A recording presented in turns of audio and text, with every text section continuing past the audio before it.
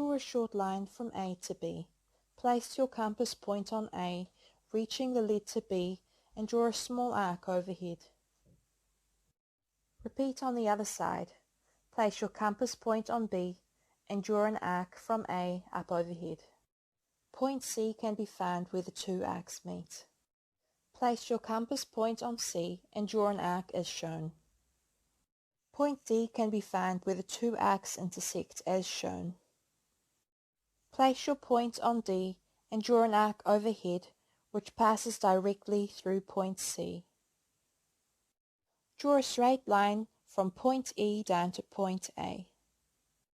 Point F can be found where line E to A intersect with arc B. Place your compass point on intersection F and place your lead on A, drawing it up in an anti-clockwise motion. This will create point G. Draw a line from point F to G and G to B. You now have your perfect square. Draw a small circle with a horizontal line passing directly through the center. The left side of the line is A, the right is B. Place your compass on point A, reach the lead to point B, and draw a nice big half circle. Repeat on the other side as shown. Draw a line straight through the two intersecting arcs, or simply use a protractor to help you get the center line.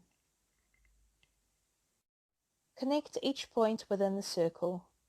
This is called a dynamic square, as the point rests on the surface. To create a static square around a circle, repeat steps 1 to 3 like you did with the dynamic square. Just leave out the last step. Place your compass point on A. Reach the lead to the center point of the circle and draw a half circle. Repeat on the other side. Do the exact same thing from point C and point D. Connect all 4 points of the intersecting arcs. There is your perfect square, static because it rests on an edge. To draw a static and dynamic 4-pointed star, all you will need is your square and a center cross. Feel free to erase the rest. Connect every third point within the square. Please do this with lead pencil rather than with pen like I did. From here, simply outline the desired star. Here is an example of the static star, and here is an example of the dynamic star.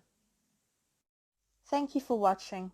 Tomorrow I will share how to draw static and dynamic octagons and octograms. Hope to see you then.